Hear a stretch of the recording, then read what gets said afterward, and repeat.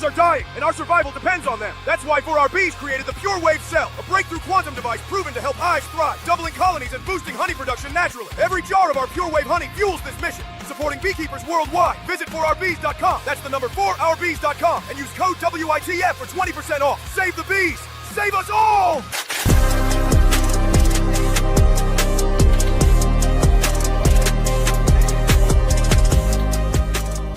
Where in the Folk is not and should not be viewed as a news source. Any names, places, or likenesses mentioned are purely fictional, and any information discussed is purely speculative. Guest opinions are their own, and do not reflect those of anyone else. Where in the Folk is not responsible for content accuracy of any stories that are told, or what people do with these stories. This show is vulgar, sometimes graphic, and due to its content, it should not be viewed by anyone, actually.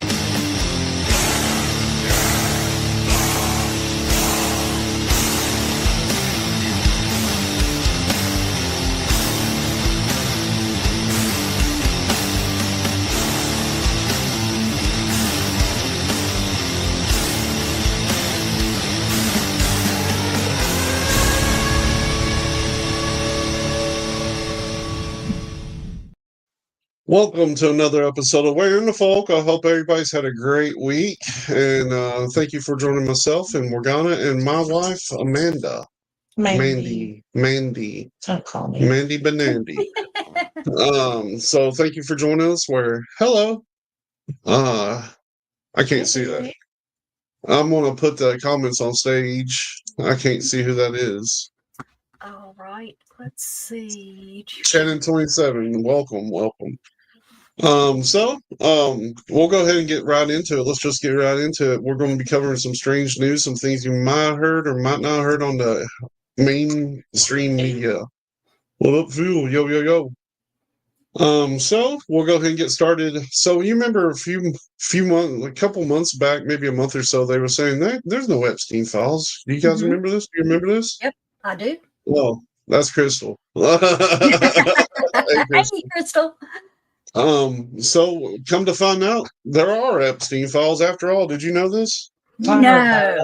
I think I heard something on the internet. Yeah, the Justice Department has committed to releasing a significant portion of what it's investigating, of its investigative files related to Jeffrey Epstein, the convicted sex offender whose case has long fueled demands for transparency.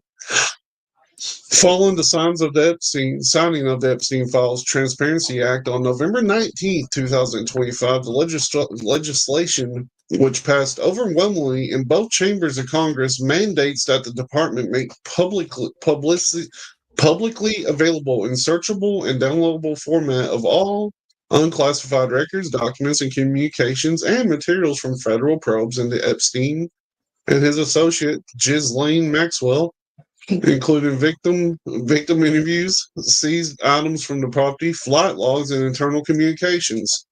So, I don't know what the play is here that they're actually going to release it this time around. Because, I mean, what do you think? What do you all think? I think it's going to be so redacted and stuff taken out of it, we're still not going to know anything. There's too much money.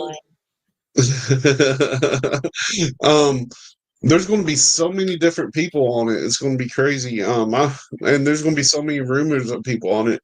Before we even hopped on here, when we were sitting here and I was reading some stuff, there's a wrestler that's even on it. That's one of Mandy's favorites, and she's just now finding out about it. What? Yeah, Alexis Bliss. What? Alexa Bliss? Alexa Bliss is supposedly in the files. So, I mean, there's going to be a lot of people in them. And I'm of the mind, because I've had more people, well, what are you going to think if such and such is on it? I don't care who's on it. If they're on it, fry them. Yeah. Every one of them. Yeah. I have no sympathy.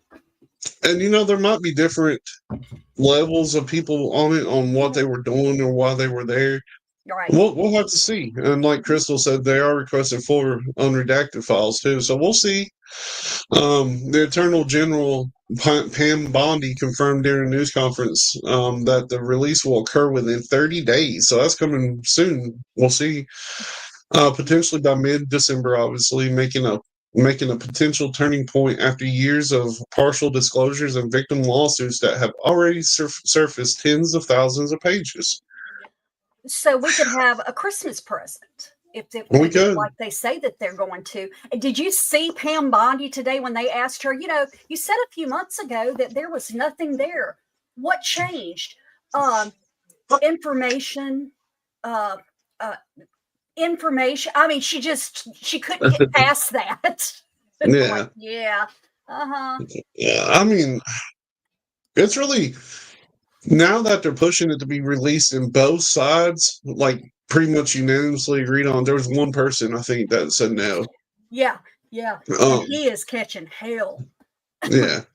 And I just wonder what the other play is. Like, what's happening right now that's being hid by this within the conspiracy community, within the mainstream media.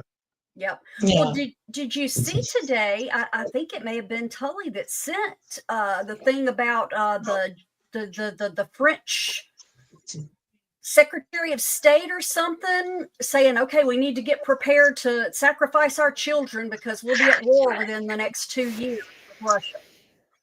Oh yeah, nice. Yeah. That's Like, okay, that's what every parent wants to hear, because that he led with that. It wasn't just concerned and we need to be ready to sacrifice our children. And yeah, people are freaking out because they don't know if there's something that he knows that we, and he, that's his way of, or he wasn't supposed to let it out that way. Yeah. And everything. So the French Prime Minister said that? It was the secretary. It's the equivalent to the Secretary of State.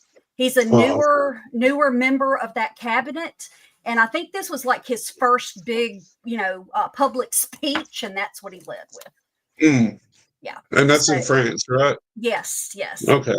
Well, I mean, France has been in some pretty bad decay for a minute because, I mean, think about all the protests and everything that's been going on over there. Their citizens are not happy with them at all. Oh yeah. So it would make sense that they try to throw that region into a war to stop that. Yeah. If it continues. Yep. I love how Mandy's like confused on what to do down here. Crystal, is that Crystal? Yeah. Said aliens, and I was just like, nobody. Yeah.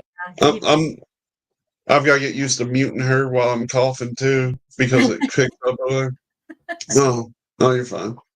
But yeah, the NASA came out and said that this ain't in here, but NASA came out, I guess, and said that the what is it, the IA whatever comet is not an alien spaceship. Really? Yeah. What about the Harvard professor? I guess he's on dope. I don't know. I don't know what their suggestions are about that. We'll see. There were some rumors about something being seen coming around the sun this morning, and it just poof disappeared. Yeah. Well, I mean, there's been a lot of things that were attached to the sun, in the last few years. I think everybody forgets about that video from NASA, I'm pretty sure, when they were filming the sun, and then there was a flare, and you seen it go around something, like some kind of big craft, massive craft. Yeah. So we should be coming up on not too long before the space people were allegedly going to be here from that comet, right? Yeah. Take me with you. Yes. Take me with you. I want to go for sure. Lord Jesus. I mean, yeah. How bad could probing be? Just don't probe me, please. Sounds like a fun Saturday night, if you ask me. Oh, yeah. So the TikTok video. Yeah, Germany. I haven't seen the TikTok video. The TikTok. Somebody said something. Oh yeah. I haven't seen that one either. So in Germany, the authorities conducted a pre-dawn police raid on the 13th, targeting a man identified publicly as Damien N. in the state of Baden-Württemberg, following a low visibility post he made on X criticizing government-funded workers by calling them parasites. The post, which had garnered about 100 views at the time and remains under a few hundred, prompted officers to arrive at his home around 6 a.m., where they reportedly entered without presenting a warrant or seizure documentation, demanded that he unlock his phone, confiscated the device, photographed him, took fingerprints and other biometric data, and requested a blood sample for DNA analysis. One officer allegedly warned him to be more cautious with future posts and informed him that he was now under surveillance, actions justified under Article 130 of the German Criminal Code, which addresses incitement to hatred against a protected group, though government employees do not qualify as such, raising questions about the legal basis. The incident highlights a pattern of aggressive enforcement against online expression in Germany and the rest of Europe, if we want to be honest about it, where even minor or obscure social media content can trigger home searches and device seizures without immediate charges or trials. Damien N's criminal defense attorney described the identification and raid process as illegal and indicative of a broader erosion of the rule of law, noting that such operations for speech-related offensive have become commonplace. This case emerged amid ongoing nationwide efforts, including coordinated action days, to curb what officials term online hate and politically motivated crimes after involving simultaneous raids across multiple locations. While no formal charges have been filed yet, the event underscores the swift escalation from digital monitoring, possibly automated or NGO flagged, to physical intervention with confiscated items potentially held indefinitely pending investigation. That's crazy. That is crazy, and this is why. Have I talked to you about this before? About the social media stuff that's happening overseas in Europe? No. So you're going to love this, because I know she don't watch this ever.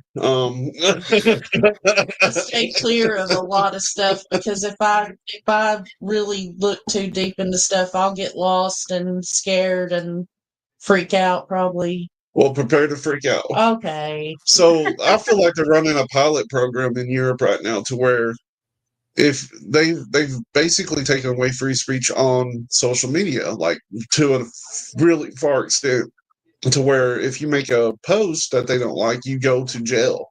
Mm-hmm. They'll come to your home, and that's what this is talking about in Germany. They're coming to this guy now. They got him under surveillance, but in actual, where is it? London, I think. Yeah, it was in the UK. In the UK, they have jailed like thousands of people over social media posts already. Yep. Well, shit. Yeah, like some of them are getting more time than like rapists and stuff. Yeah. I say the one we talked about recently got 2 years for something that was, well, I didn't agree with it. It was not inciting violence. It was just stupid. Yeah. And if we had to go to jail for stupid, there'd be a lot of us there. Oh, yeah. Yeah, for sure. Yeah. I've been there for life by now. But I mean, like, Europe is getting crazy with it, but it is like a pilot program. They run it in places where they know they have more control, less people able with the means to fight back. And I just don't see it working here. Like, they've tried to ban kitchen knives after somebody stabbed a few people with a kitchen knife over there. Like, I mean, it's getting a little crazy. I get it. You want to protect everybody, but you can't protect everybody by taking kitchen knives away from lawful citizens trying to have, chicken for dinner. Right. Like, it's the same thing with the Glocks and everything over here. Like, you can take them away from people that have them registered, but there's still millions of unregistered guns out there. You know what I mean? There are. And it's that, and I hate to be like the NRA type, like use their phrasing, but if you take it away from the good people, the only people that's going to be left, the only people that's going to be left are the ones that are not very good and have ill intention. Hey, Nick. Hey, Nick. And I Jenny. will tell you, I did go into that here recently. Somebody had made the comment about the lady that got burned at McDonald's. She actually had 3rd-degree burns. That's how hot that coffee was. Which lady? That was back in the 90s. The original one, yeah, the actual original, yeah. She was an elderly lady. That probably, probably did not help. But that's No. like if I go to Starbucks, say, I want coffee, I have to tell them I want, black coffee hot. If I don't specify hot, it's warm. And that's it. And even hot, Yeah. it's not hot. I mean, I can still turn it up and drink it and not burn my tongue. I don't like hot coffee unless it leaves blisters. You know what I mean? Like, that's my favorite. There you go. This is his current coffee. I need to sit You down want there to because I care. put It's my not mistake. Yeah. That's I'm hot coffee's reserved for mornings and like the full time I work from the time I clock in till I clock out.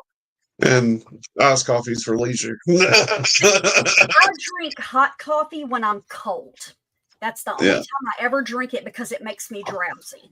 But I drink iced coffee from the time I get up in the morning until I go to bed at night. But I have this nice 40-ounce mug that keeps it cold all day. Yeah. When is the TikTok changes come into effect? Like, you're going to have to re-download the TikTok app and everything in January, right? Yes, because it's a totally different program. Yeah, It will not give you the same content as the one you currently have. I'm not on there like all the time or anything. I didn't know that. Yeah, maybe. I haven't broke that to her until this very moment either. But what's happened is, the U.S. finally seized control, and at the beginning of the year, they're going to basically wipe the one that we currently have. That is the last vestige, one of the last vestiges of any kind of free speech we can have, even though they still block you a lot on there for certain things. But come January 1st, this kind of social media stuff, what they're doing to us instead of coming to our houses and arresting us, is they're just kicking you off. Like, they're like, oh, that violates community guidelines, blah, blah, blah, blah, blah, blah, blah, blah, blah. Yep. But the stuff that we talk about, it is the last place that, because like I said, I don't spend a lot of time on TikTok either. If one of you all or most sends me something, then I'll get on there for a little while and scroll. But, I don't spend a ton of time, but it is one of the few places you can go find guys like that Mike Lee that we listen to. Or Appalachian Fat Lady. Yeah, Appalachian Fat Lady. She was pretty cool. Shameless plug. But, She's awesome. but yeah, I mean, it's getting a little wild.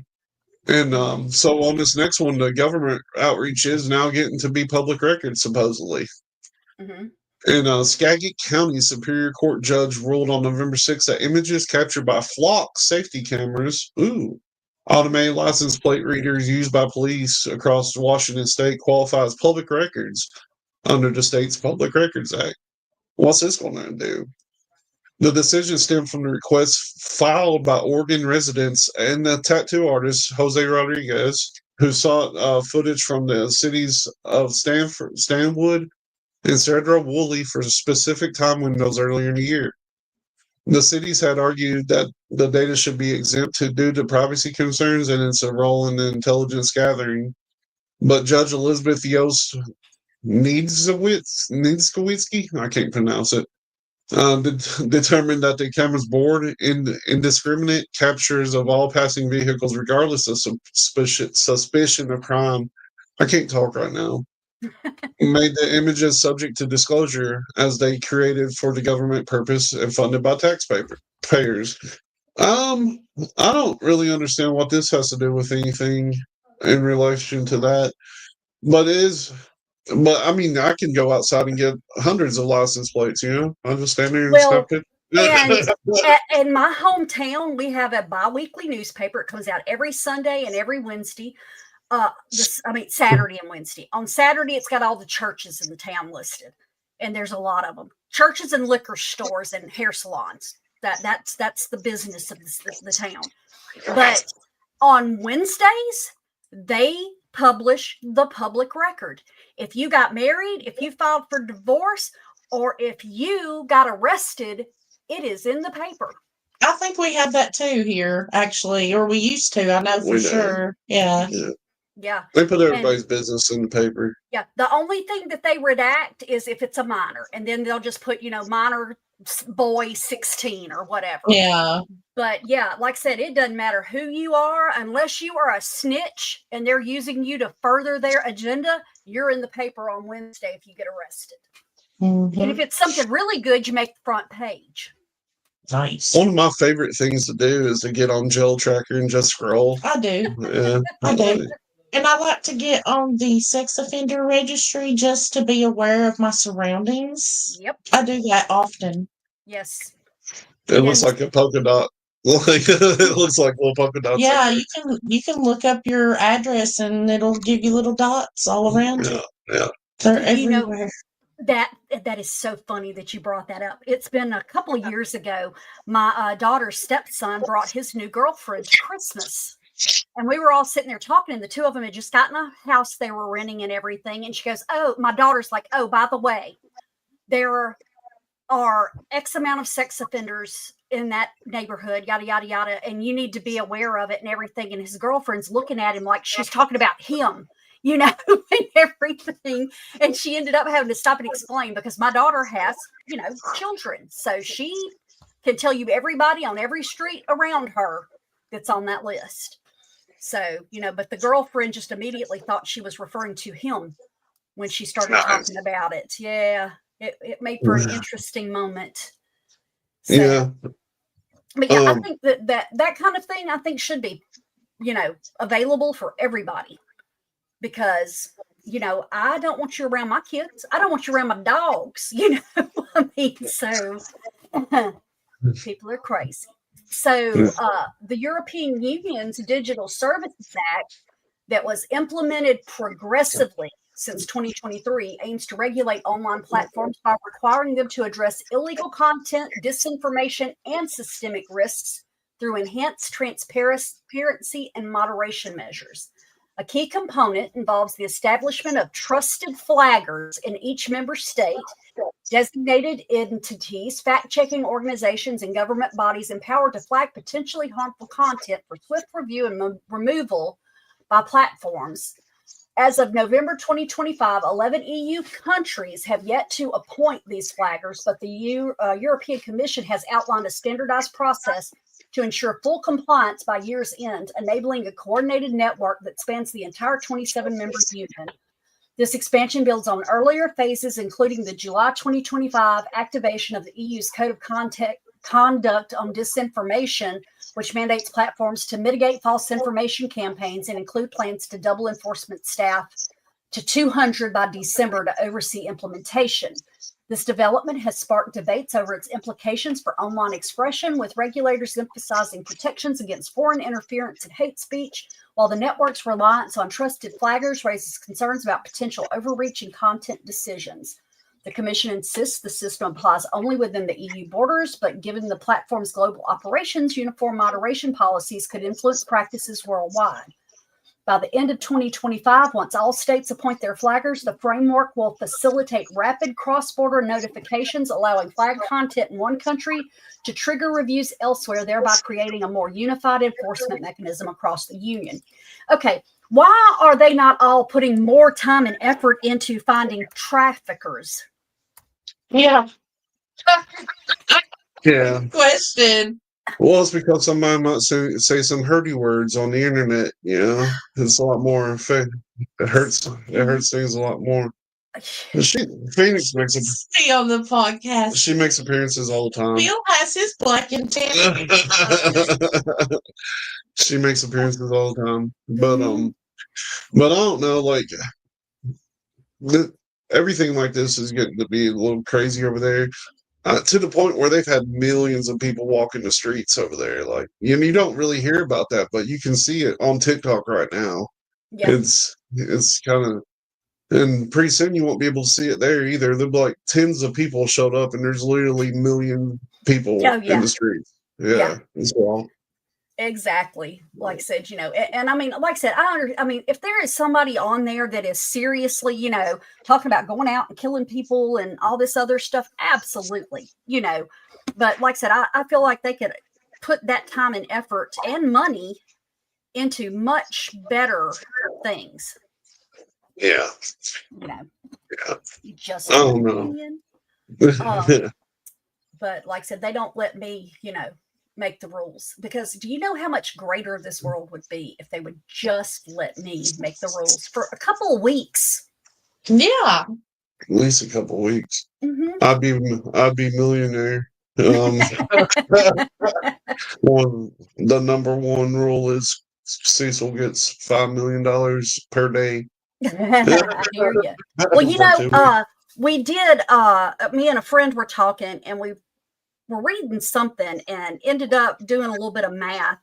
And in order for you or I to be a billionaire, we would have to make $10,000 a day every day for 600 years.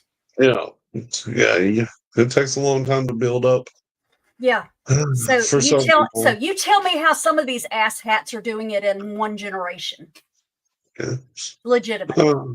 Well, a good product. Okay. All That's what right. it is. A good product. I watched a video of Jeff Bezos walking into Amazon plant, and it was showing what he made per second compared to one of the workers. Mm-hmm. And like the worker is going tink, tink, like a penny every so often. Mm-hmm. And Jeff Bezos was just like spinning like $1,000, $2,000, $3,000, $4,000, like it's nuts. Yeah, becoming a politician. I could never be a politician. They would kick me out. I would hate myself. I could be a Well, we actually had one here a few years ago, and he only made it for one round as a senator, a state senator, because when he went into a closed door meeting, he pulled out his phone and started doing Facebook Live. He said, my constituents have a right to know what we're talking about. And he filmed everything. But when they would actually physically take the phone, as soon as he'd done, he'd walk outside and say, okay, so here's what we decided today without you knowing about it. And he'd start telling them everything that was discussed, and they did not like him. I loved him. It's hard to do that when you're trying to buy a tree for $85,000 when it actually costs like $20,000, because everybody's gonna be like, where's the other $65,000? You know what I mean? Like, exactly. It's crazy how easily they skim off of the top, like, and not just little amounts, just massive amounts, and nobody ever audits them. Nobody it's truly terrifying to think about. Yeah. But little Susie up the street buying a Coke with her SNAP card's the problem. Yeah. The insider trading is a big thing too. Like, I don't think, well, everybody agrees, I would imagine, with this, that is in our mindset, that it shouldn't be fair for you to trade on the stock market when your votes manipulate the stock market. Yep. That's insane to me. I don't know. Absolutely. Unless it's me doing it. If it's me doing it, I'm going to be fine with it. Come on, David. If Martha Stewart can go to jail, everybody should have to go to jail. Yeah. Can you see that? You want to read that one? I'm not a reader. I was that kid in class that counted the people when he's having to, so I could get ready. Which paragraph is mine? I'm not doing it. No, I'm grown. I don't want to do that. I don't like reading. I'm gonna hop down to one that that's getting a little dated. This was week before last. No, actually, it was actually a little bit longer than that. So Typhoon Kalmagi struck the central Philippines. Devastating force, unleashed heavy rain, flash floods, winds up to 121 miles per hour, submerged homes, triggered landslides, and swept away vehicles across the provinces of Cebu, Negros Occidental, and Negros Oriental. The storm, which made landfall earlier in the week before exiting into the South China Sea, claimed at least 114 lives, primarily from drowning, with another 127 reported missing as search and rescue operations continued amid debris-strewn landscapes. Cebu, which was home to over 2.4 million residents, they're still reeling from a 6.9 magnitude earthquake that happened on September the 30th, a few weeks before this happened. And that killed 79 and displaced thousands. And unfortunately, they bore the brunt of the destruction from the tsunami. Yeah, it was bad. So, I mean, there's close to 1 million people that were displaced, and over 500,000 people are still in emergency shelters. So, like I said, of course, they did the state of emergency and all of that. But like I said, that's a rough situation, because usually it's an earthquake's going to cause the tsunami somewhere away. And in this case, it just happened to go opposite. Wow. I mean, yeah, that's insane. The weather is getting so crazy. That picture that Tully sent last night, Mandy and I were actually in Knoxville. I didn't even show her this because it was raining so crazy. Oh, it's so crazy. But it looked like a bomb had went off. It really did. I wonder. No, I didn't save that picture, so I can't pull it up. But it looked really weird. It had like streaks in it.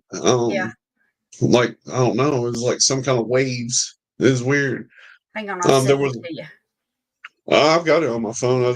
Do you? Okay. Yeah, I just haven't saved it to my computer yet. Yeah. Can you email it to me? Yeah, I can do that. All right. McKay's? No, we went to watch Killers of Kill Tony. Yeah, Killers of Kill Tony. Yeah, we didn't go to the bookstore. I need to. I want to. But it looks crazy, and the weather manipulation is getting so nuts, and it's so crazy that people still don't believe that it exists. It 100% exists. Yeah, it's all over it only don't exist when a tragedy happens from the weather. The snow is not real. Yeah, Mandy has come to the realization that the snow isn't even real because, I mean, it looks like styrofoam. It does look like styrofoam, and when you get enough to bunch up into a ball, I think he had me bring him a snowball last winter in here on the podcast, and he lit it on fire. No, it didn't catch on fire. It was all, it turned black. Yeah, it wouldn't melt. It wouldn't melt. It wouldn't catch on fire. It wouldn't do anything. It just got it singed a little bit. Yeah, it smells like burnt plastic. It smells like burnt plastic. That's the thing. Burnt plastic. Yeah. Well, now, when I was a kid, the snow melted. Yeah, it melted as soon as you got it in your hand. Yeah. Well, that's we got snow earlier this year, and we never get snow. I mean, it's just not a thing down here. We'll get ice once in a while, but we don't get snow. And fast forward a little ways, and we got bunny rabbits, and we've got one that's black and white, and my grand's named him, and she goes, his name's Snowball. And I'm like, why didn't you name the white one Snowball? Because snowballs are dirty, Gigi. They're black and white. And I'm like, yeah, okay, I'm sorry that's the comparison that you have. But so I mean, like I said, I don't have a basis of comparison when it comes to snow.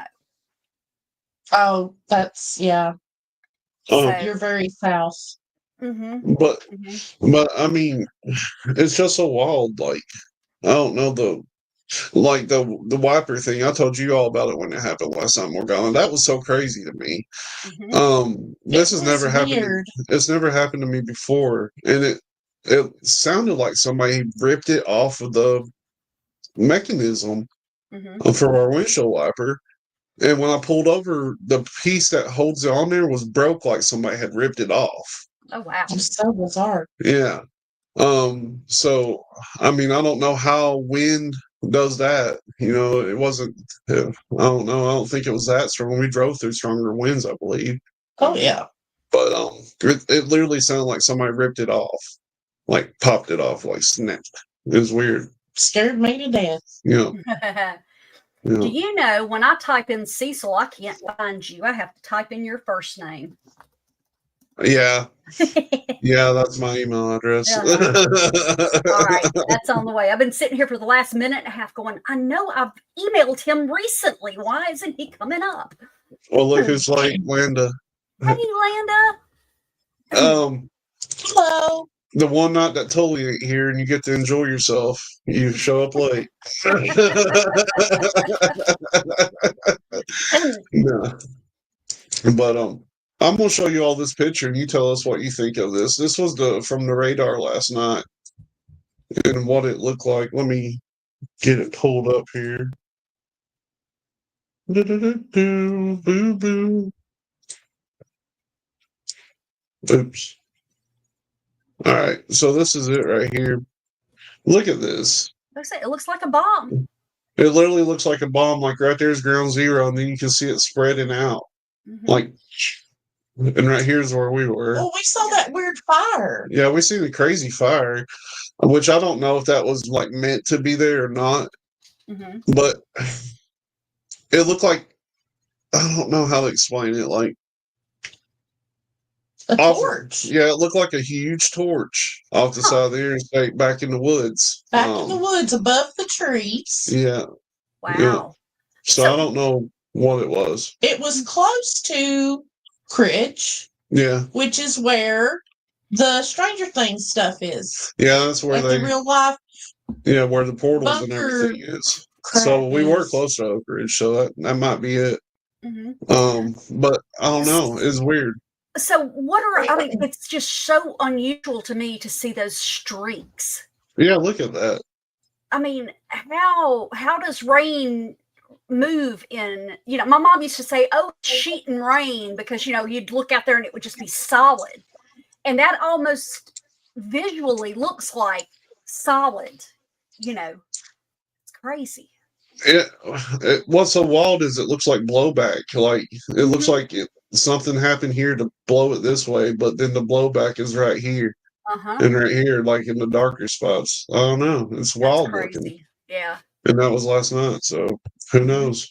And we were told, I was supposed to plant last weekend, and I decided not to because we were supposed to start getting hit with rain on Tuesday night, and it was supposed to storm nonstop for 10 days. I have gotten literally just enough drizzle to mess my windshield up.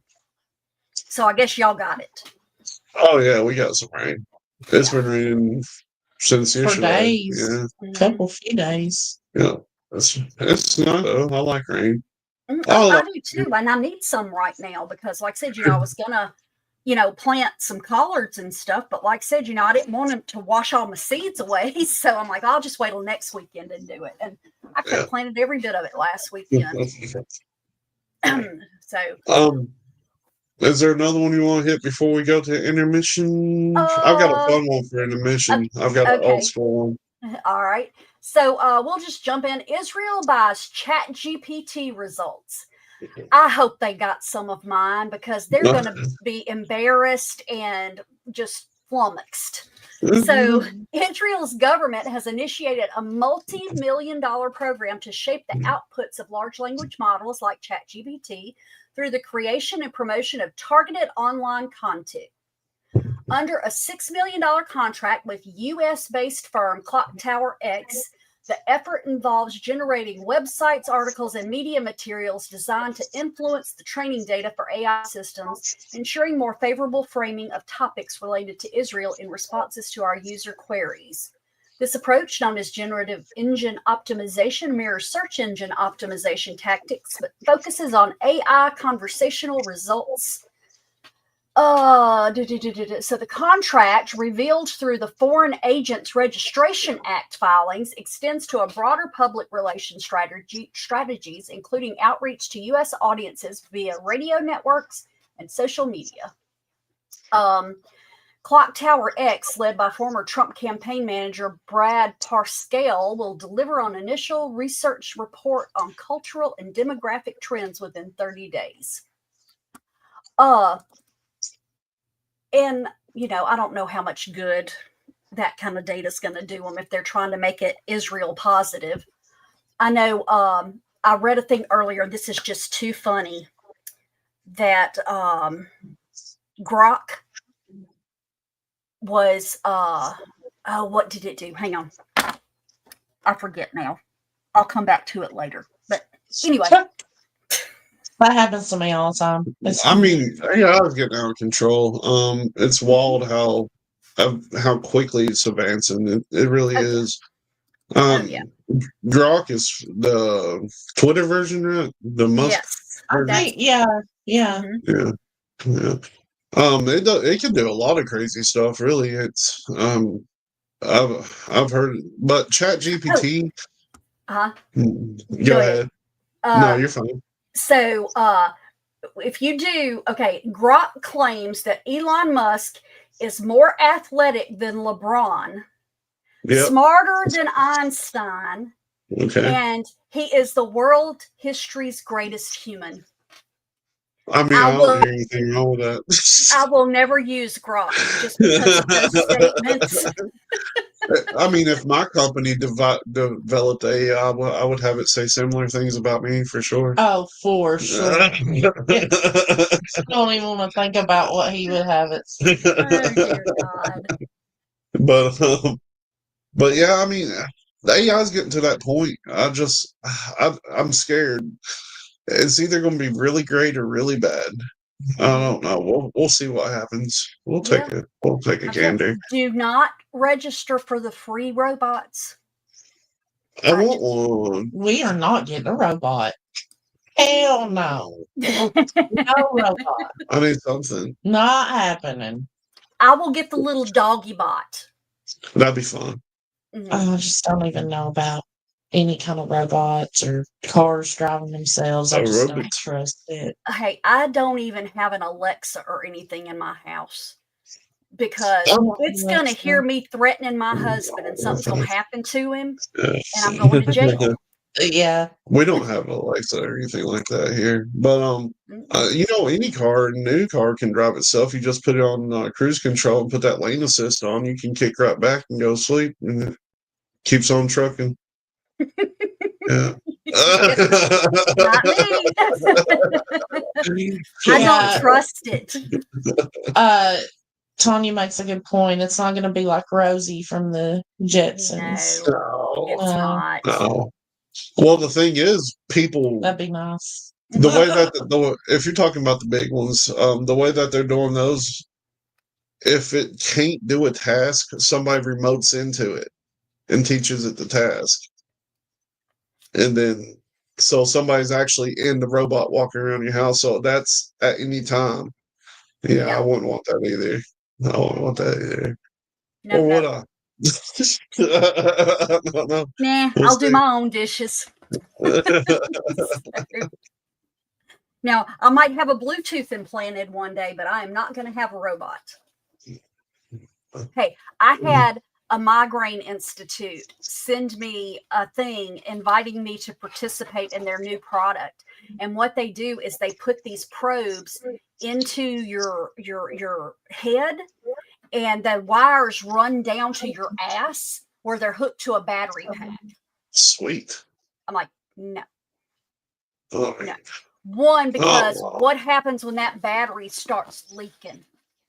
Yeah, that's true. And two, my TENS unit says clearly, do not use on your head. And they're wanting to put them inside my head to put small electrical shocks to clear up my migraines. My sinuses are so bad right now, I'm thinking about putting my TENS right here. It's been tempting once or twice, but then I keep remembering that warning. And I've got one that, you can buy them over the counter now. When I got mine, you had to have a prescription to get them. That thing will beat you to death. We've never gotten above 2.5 because it hits so hard. I mean, it's great, but I don't want it on my head.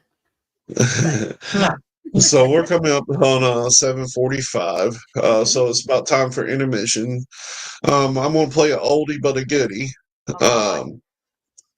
So come back at 8 o'clock where we're going to be doing strange frequencies. And what are we talking about on strange frequencies tonight? We were talking about ritual killings. Was that it? I thought it was human sacrifice. Yeah, there you go. Human sacrifices. There you go. I was like, oops. I was like, oh no. You're right. Human sacrifices. That's it. Because I will be honest with you, when you said, hey, what are we talking about? I was being totally facetious, thinking everybody go, no, we're not talking about that. So, okay. I got scared because I actually researched. I was like, no. No, it is human sacrifices. So come on back at the top of the hour. Go get you a drink. Y'all do whatever you gotta do. I'm gonna go hit this neti pot. See if I can clear out some of this stuff. I'm But, gonna hold his hand while he. but we'll see you guys back, and thank you so much. And we'll be back at the top of the hour.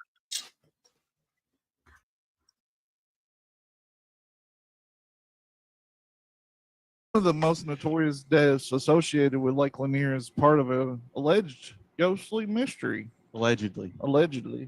In April of 1958, a young woman who worked at Riverside Military Academy by the name of Della Park Young and her friend Susie Roberts headed off to Gables in Dawsonville in Susie's 1954 Ford for a night out. However, the night would be the night they were never saints again.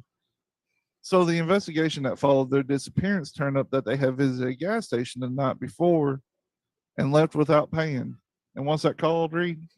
Pumping and peeling. Have you guys ever pumped and peeled? Apparently nobody in this crew's ever pumped and peeled before. The only clue left at the scene was a set of skid marks that led across the road and seemed to suggest that the car had skidded off of the Lanier Bridge on Dawsonville Highway into the lake below, only to sink to the depths in the cold water. That sounds like karma to me if I've ever heard it. Yeah. Well, the thing is, do you think that's a situation where when they pump and peeled, they just stomped the gas and like skidded out, couldn't regain control? So you're saying like the lake was across the road and they just That's what it says. Yeah, the skid marks when they pump and peeled just straight off the bridge basically is what happened. Well, that's karma. That's karma. Yeah. However, there was no vehicle that could be found. Divers who were brought in to search for the car were unable to locate it due to poor visibility, murky waters, and old tree trunks. It gets funky down there. It gets funky. For 18 months, there was no further clues found, no trace whatsoever, until another fisherman by the name of C.A. Simpson made a discovery that would turn everyone's stomach. From the depths of the lake, a decomposed body floated to the surface. The body assumed to be Della Parker Young. The body was missing 2 toes from the left foot, and both hands were gone. Like chopped off. No, just missing. Probably popped off. There was no way for a positive identification, so the body was buried in an unmarked grave in the Alta Vista Cemetery, and the case remained a mystery, and that is until November of 1990. What happened in 1990, you may ask? What happened in 1990? Well, they was expanding on the Lanier Bridge, and a construction crew was dredging the bottom in order to set up the pillars for the expansion. And during this, they uncovered a rusted hulk of a 1954 Ford. So it was there all the time? It was there the whole time. So here's what I was going to ask. If one of them was trapped inside the car whenever they brought the car to the surface, how did the other body get out of the car? Who knows? That had to be murder. Yeah. So, like Tully just suggested, there was a body inside the car. And although the body was past identification, there was a purse that was found that had rings and watches and things that proved without doubt it was missing Susie Roberts. So based on that discovery, they decided the original body was who they thought was all along, and so they put her name on the grave. Now the ghost story that spawns from this, after the deaths of Bella and Susie, it sparked one of the most persistent and frightening local legends ever. It's said, and quote, that I stole off the internet. It is said that a ghostly young woman dressed in a blue dress, missing both her hands, can sometimes be saints walking up and down the length of Lanier Bridge. And it is said to be the ghost of Delilah Parker Young. Since she had a blue dress on, so it's all natural. Apparently this blue dress woman is her because she had a blue dress on. Baby's going dancing in her high heels. And And of course, she was missing her hands. And apparently, she's just walking up and down this bridge looking for her hands. I left these somewhere. I left them somewhere. The Lady of the Lake. Lady of the Lake. Isn't that what the other thing was? The Lady of the Lake that like tried to abduct children and raise them as their own. Yeah, I think you're right. Well, what were we talking about when we were talking about that? That's the lake where? Somewhere? Someplace? We've covered a lot of places. True. It's hard to remember. It's very hard to remember.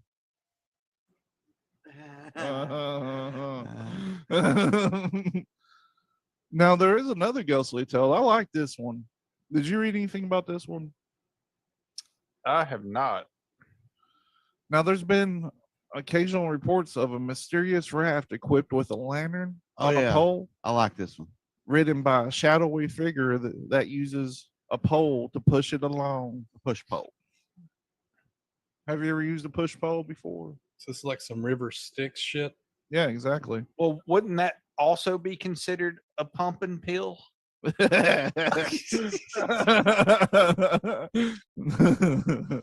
I'm just recovering from that last one. Now this happens when you catch him out there pushing his pole along. He allegedly appears and disappears at will.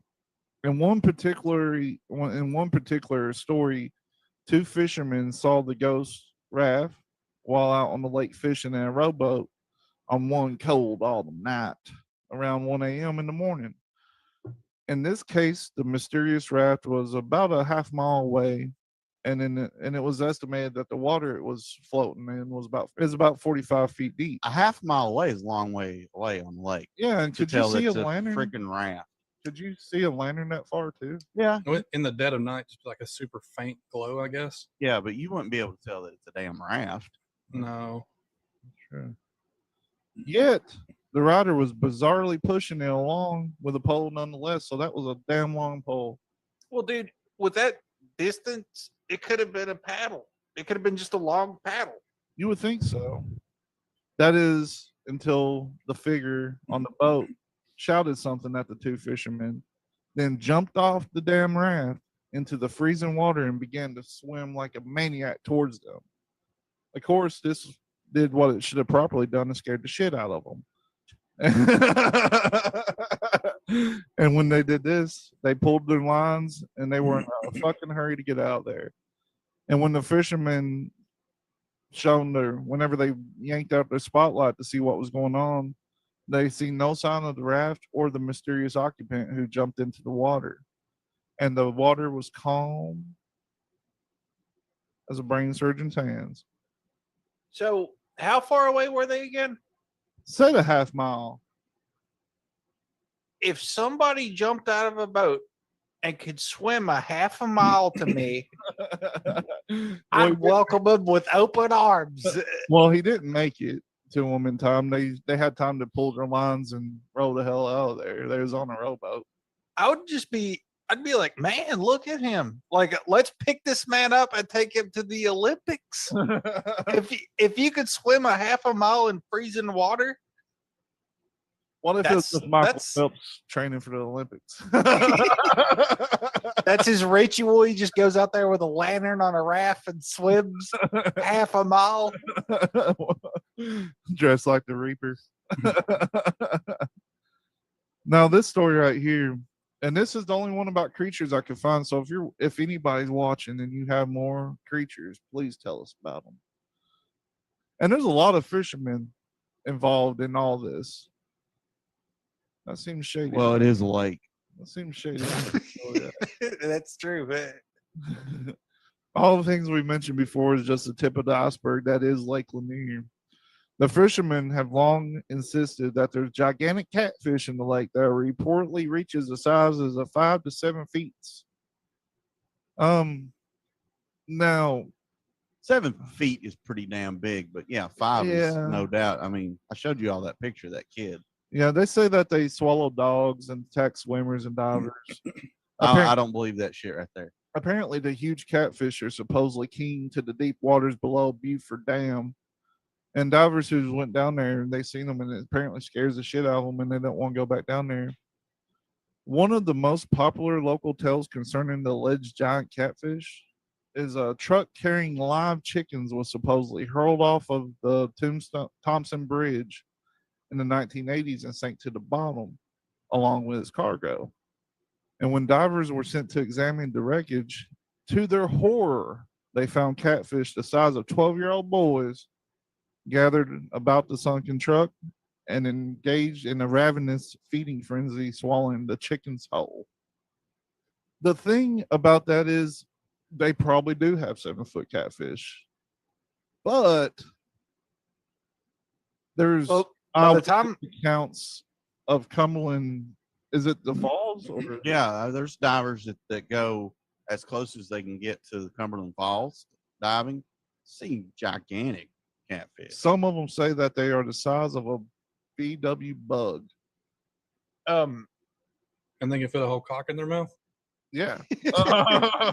These things, the ones at Cumberland Falls could fucking eat you. Well, so catfish love fish or chickens and fish, but by the time the divers would have gotten down there, I'm sure that there was a frenzy because the chickens would have been dead a while.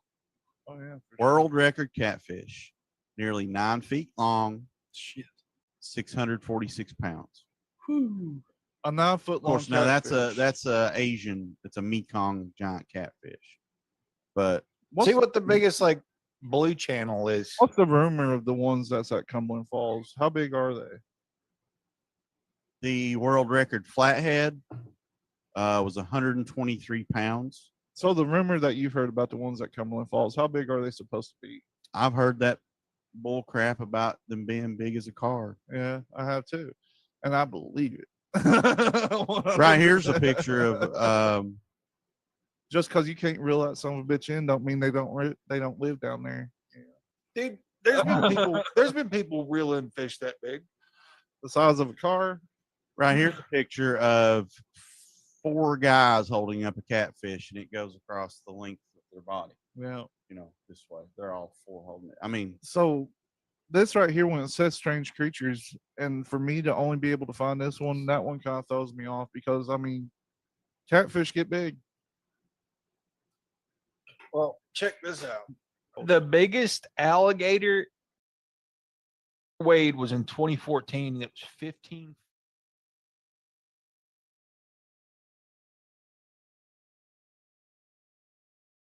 But wait, there's more! The bees are dying, and our survival depends on them. That's why 4RB's created the Pure Wave Cell, a breakthrough quantum device proven to help hives thrive, doubling colonies and boosting honey production naturally. Every jar of our Pure Wave honey fuels this mission, supporting beekeepers worldwide. Visit 4RBs.com. That's the number 4RBs.com, and use code WITF for 20% off. Save the bees!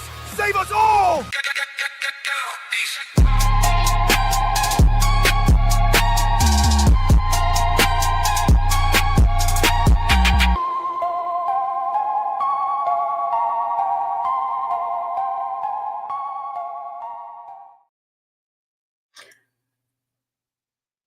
Hello, everybody. I don't know what's up right now. Why are we not? Well, I broke it. You broke it. Ugh. I'm going to blame this on Tully. There we go. I fixed it. So Welcome that was back. the infamous Foreman. That's the infamous Foreman. Yeah, Oh, little Foreman. that was the Lake Lanier episode. And I wanted to play that because at the very beginning, you could see how many cuts I had to do in that because that's when I was doing everything in post. Mhm. Reed says they scratched and peeled, which is still in it, but it took us 8 times to get through that because Jeremy and Tully just couldn't hold it together for some reason. During that whole segment, and you can see that was about the 10th time he said scratch and peeled that time around, and they still cracked up. They couldn't contain themselves. But yeah, that was the Lake Lanier episode. All right. So Cool. welcome back if you came back. I'm trying to drag my file over here. Cancel. There we go. All right. So we're going to be talking about human sacrifice. I just want to say I sacrifice every damn day.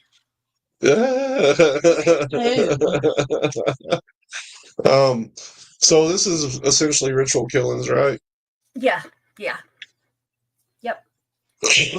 And and I think that there's a blurry line between there because, like I said, a lot of times when you start talking about human sacrifice, and when you're especially when you're researching, it wants to go back to ancient times, and it alludes to the fact that there are no modern groups that practice that, but there are so many examples of people are killing in the name of whatever.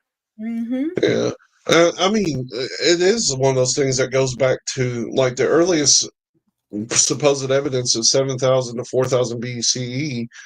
And it appears in some of the earliest settlement communities at sites like Calahullica and Antelia. Skeletons show unusual burial arrangements, ritual handling. But there's debates on if they were actual sacrificial acts or complex mortuary traditions. But I mean, it also carries over into modern day. Like you said, they say that it doesn't exist, but it has. I mean, it seems like it does. It exists. There are places like over in like Papua New Guinea and over in Africa and places that they will still sacrifice children for being witches. Yeah.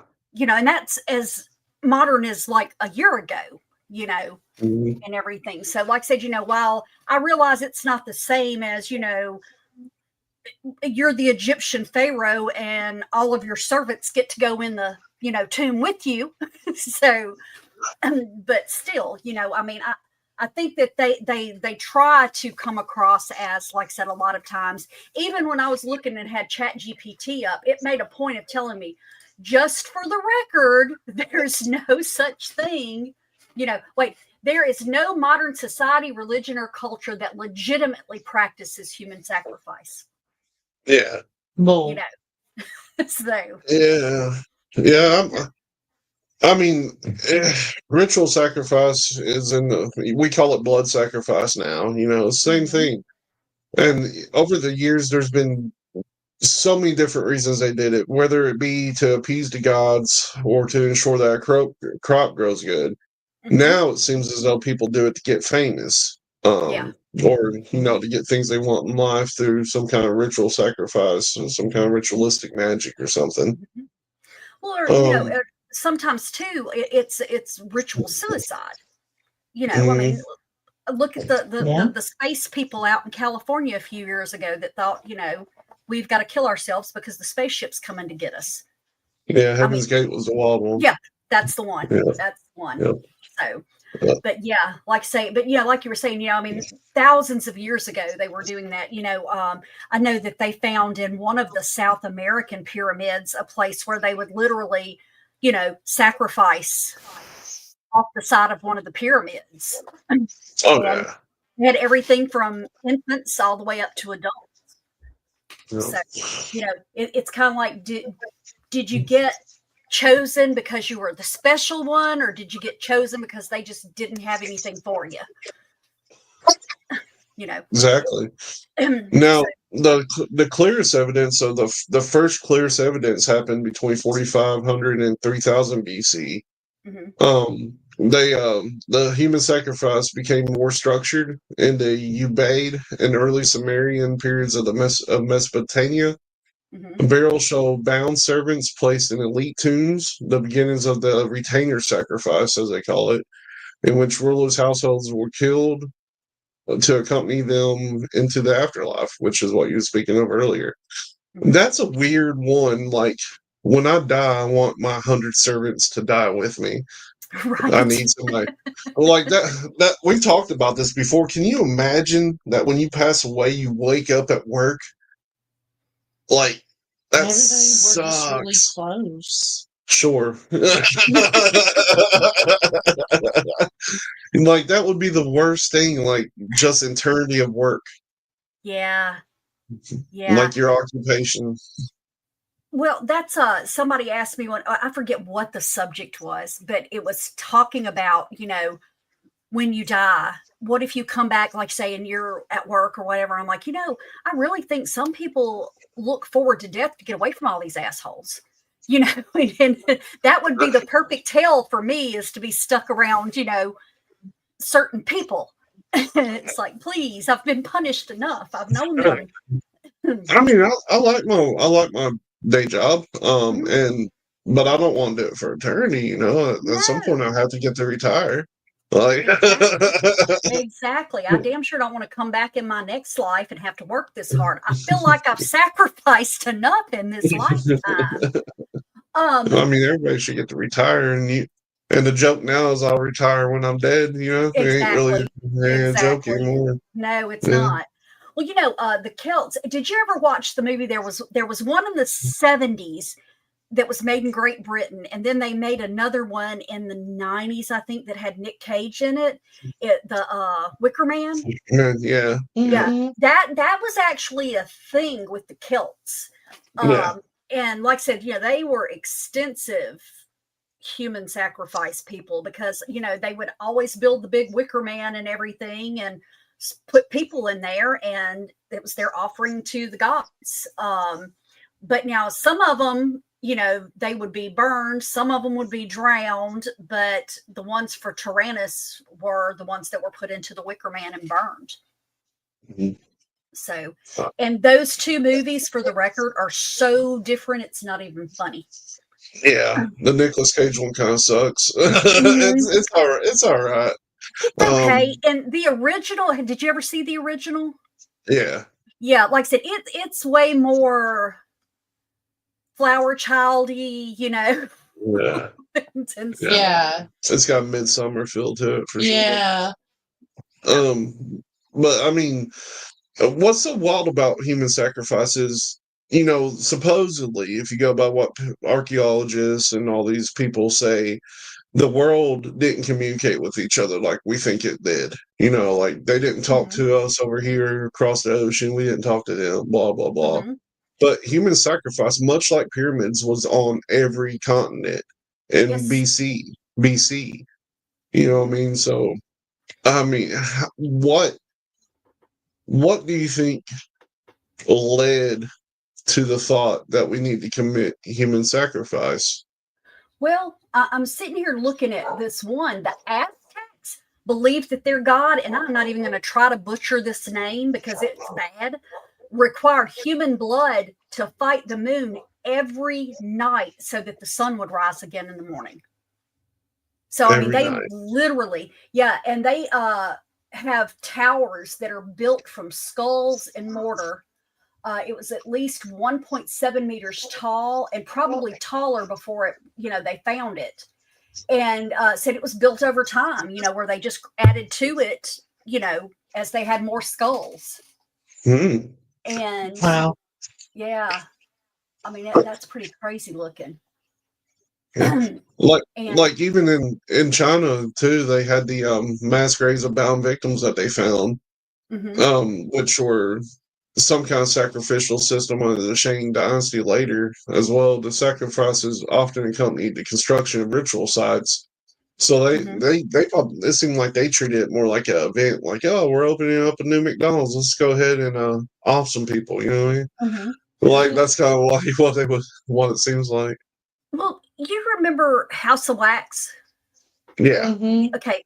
I wondered, and I know it's not, but I remember when I first started reading about the Terracotta Army, I wondered if that wasn't, I can remember thinking, I wonder if there were people inside that, that they were sacrificed, with their emperor or whatever. And they weren't, but, I just, how your brain works sometimes. Absolutely.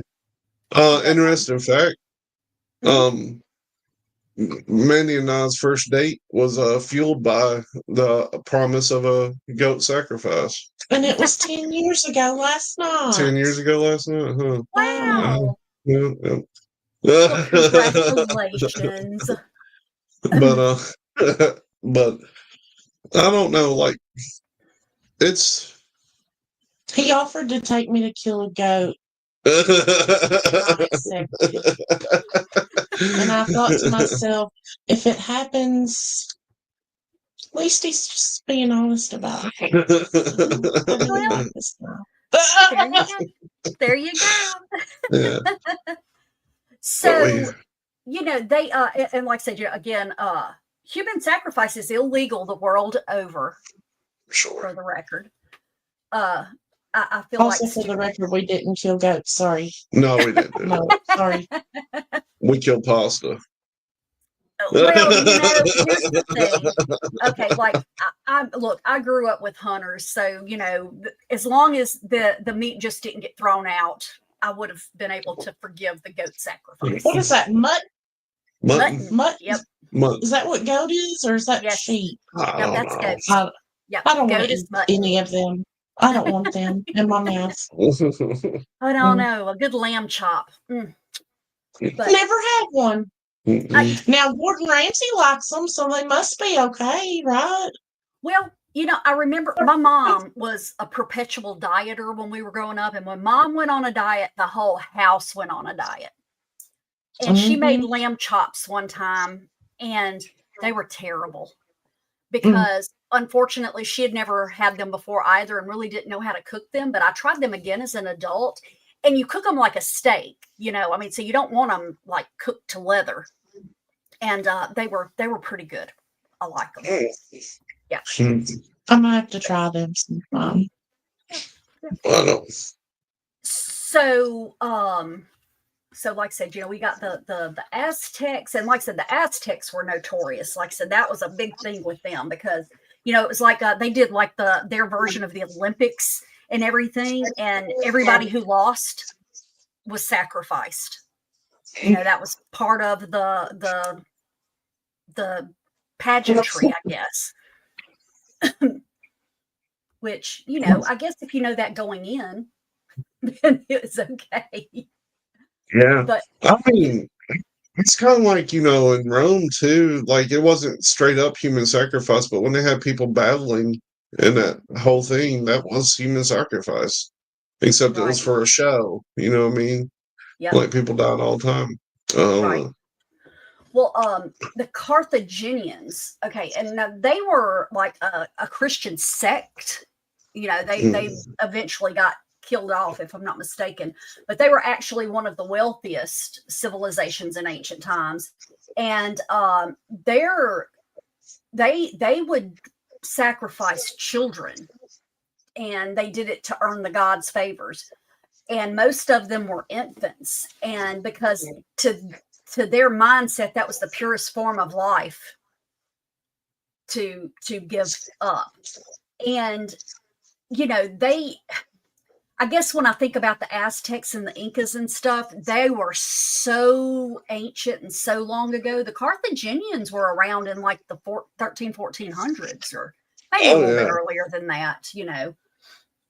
But, I mean, it's known that human sacrifice was pretty common across the world until the 13th century, at least. Yeah. Let's see, and you always had like the Roman Empire, like I mentioned earlier. You had the Mediterranean and the Middle East. Let's see, you had Celtic, Germanic, Northern. I personally feel like the Inquisition falls under it. Yeah, I think it would too. Because, like I said, you know, I mean, it was strictly for religious reasons. You know, I think that in the Catholic Church's eyes, they were sacrificing these people to God, you know, in the name of, you know, God, because they didn't follow, you know, those set rules that they had in that time. I mean, yeah, they call them the Dark Ages for a reason.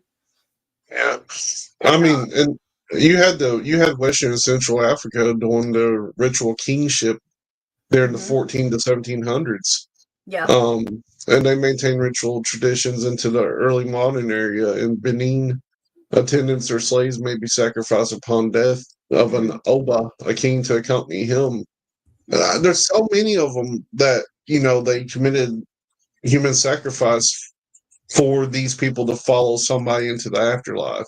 that really has me like, what if that's it? You know what I mean? Like like, man, because the Zodiac, that was one of his things. He was murdering people to have servants in his afterlife. Well, and I forget which culture it is, but there was one where the wife was expected to jump on her husband's funeral pyre.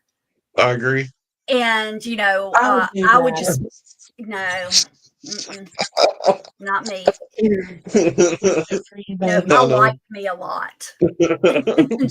But, Hawaiians did sacrifice, and it was to get the favor of the god of war. But what they would do was win upcoming battles and stuff, and the sacrifices that they would do were chiefs of other tribes, and they would hang them upside down on wooden racks and then torture them for several hours. But once enough torture was inflicted, then the priest would be anointed with the sweat of the victim, carefully collected throughout the torture process. Then the victim was beaten with clubs until his body was tender, and his flesh would be consumed by the priest and any other tribe leaders present. Yeah, that got dark quick. So, I don't know. I don't want to eat my enemies. Yeah. No. I mean, there's a lot. There's so many different tales of it from the 1500s to the 1800s, Southeast Asia, and Burma, Myanmar, Cambodia, and Laos. Some of the kingdoms in Southeast Asia engage in human sacrifice or human burial rituals to consecrate buildings, bridges, and city gates. These involve victims, often criminals or slaves, buried alive under the foundation to create spiritual guardians. So, like these ancient structures over there, that would be like on my mind now if I ever got to go there. And it's like, would it be kind of dust off some of the dirt and see if you see an eye socket? And they'd be like, "This was made in 1760." And I'm like, ugh. Well, and I forget. I know that they talk about sacrifice in the Bible. I mean, I don't think it was any of Christ's followers or anything, but I know that the Israelites worshipped a Canaanite god, Moloch, maybe. Yeah. And they would sacrifice children to him. And, the Abraham and everybody, they used rams and stuff. So at least, they weren't taking out babies. Yeah. And everything. So that just, and again, I guess if that's what you grew up, if that was the culture you grew up in, I still don't see me standing still and letting them kill me. Yeah. No doubt. I don't feel like I could give that easily of myself. No. Well, and there was that one place, I forget where it is now. I think I'm getting a little ill. But they instead of killing people, they just had statues buried with them. Who was that? Where was that at? I don't remember. Culture that has. They found all the statues of like people and horses and carriages and all that stuff buried with somebody. I forget who it was. That was the Terracotta Army had all of that. Yeah, they had all kinds of stuff. Yeah. Yeah. And I'm not real sure about the Easter Island ones, because there's some things that they were part of. What was it? Hang on, let me see if I can find it. They believed that those statues were imbued with a spiritual life force, and that's what they used instead of humans. But over time, I know that there is speculation as to whether they died out because of another group, or if they ended up resorting to cannibalism because their resources were gone. So, do you think that in cultures where there was a lot of cannibalism, that a lot of that was done in a ritualistic, for religion or whatever? Had to be, right? Like, Mhm. there has to be a reason that they consume the bodies. Like, some places felt as though, like, consuming a human body, you gained their power. You know what I mean? Right. Like a warrior. Um, I don't know. I hear it tastes like bacon now. Yeah, Ugh. pork. Pork. Get the barbecue sauce, Yeah. cannibals. Um, Having a pork yeah, roast. have a little human gain some power and put a little Kinder's brown sugar barbecue on. And I have told people before that even We're not. if I can make you any wild game and you will never know that it is wild by the taste of it. Really? Yeah. Mm-hmm. Yep. Yeah, drain it. Yep. That soak it in milk, season it real good, and generally, I mean, that's like I can make deer meat and it's just like cube steak. I mean, flavor wise and everything. But I don't know because I've never tasted human, but I would think that has such an unusual taste. The texture's probably off, Yeah, I that's it. think. Well, I mean, I read about it a long time ago, but they say it's just like pig. And I mean, I've even heard if you touch a pig, their skin is very similar to ours. Oh yeah, Uh, on Ink Masters, they actually were using pig skin to tattoo in one of the things because it's so close to human yeah, and yeah, everything. But I've burnt myself and I didn't smell like bacon. no, that's true. I mean, so I and maybe I just don't smell good. I don't know. Uh, But, With all the stuff that we consume, we're probably not as nutritious. We're probably poisonous. That's a fact. yeah, that's it. So just go Okay. ahead. So the Minoans, No one's. yes, they really don't fall into the whole sacrifice thing, even though they have bodies and stuff. They can't really say specifically that oh yeah, except they did a few years ago. I think it was like the early 2000s. They found a boy and said that he was like laid out on an altar more or less, and that his feet were bound, and they found a bronze dagger among his bones. So Wow. that I would think it was either outright murder or it had to have been a sacrifice. When they started talking about him being laid out on a stone, that to me automatically puts it into the sacrifice stage. If you have to be laid out on a flat rock. Oh, that kind of made me think of those, the West Memphis Three, those little kids. Do you think those were sacrificed? Those children? Oh no, that's such a horrible thing. Oh, but it was horrible. But do you think it could have been something like that? That's what the whole theory was. What is human sacrifice from devil worshippers? Yeah, that's what they tried to say about the boys they pinned it on, right? Oh, I yeah. think They're out now because I actually watched an interview with Damien Eccles. Damien Eccles, and it was Henry Rollins was interviewing him. I love Henry Rollins. I love him.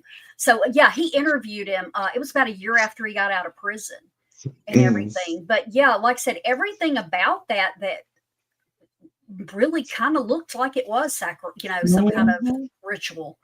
Because I think I that was just some horrendous person. Yeah. But I mean, but trying to make it look like, because like I said, that time there was definitely satanic panic, I think is what they called it in the 90s. Oh yeah. I mean, like I said, I can remember playing Ozzy albums backwards because I'd always heard there were messages and I never did find one. But I think my parents would have been a lot happier had I not listened to him, but it wasn't because of that. You know, my parents were just country people. So. Yeah. I mean, that whole thing right there, that's something that we could go on tangent about, but they've already made like 3 documentaries about it on HBO. That's so wild. Like they still don't know for sure who did it. I don't think those 3 boys did it at all. No. No. Honestly, I think it was a parent. I do too. I Me think it too. was a stepdad, the Terry guy. We don't Yep. know though, you know. No, And we'll probably that's never know. right. That's just what I think. Yeah. We'll probably But never sure, know. he's sure sketchy. Mm-hmm. Yeah. Unfortunately, in that town, there's a lot of sketchy people, though. You know? Yeah. Yeah. That's kind of like the town me and Tully grew up in. You know, that is one place Mo will not spend the night. Miami, Florida, and West Memphis, Arkansas. Wow. Yep. Wow. Because the crime rate is so bad, you know. It could have been anybody, really. It could have been a trucker. Could have been a trucker. There's truck stops. Yep. Absolutely. Well, we've decided that there's at any given time something like 80 serial killer truck drivers in the country. At least. And they could be doing blood sacrifice. Yep. All day, every day. Yeah, it's true. Huh.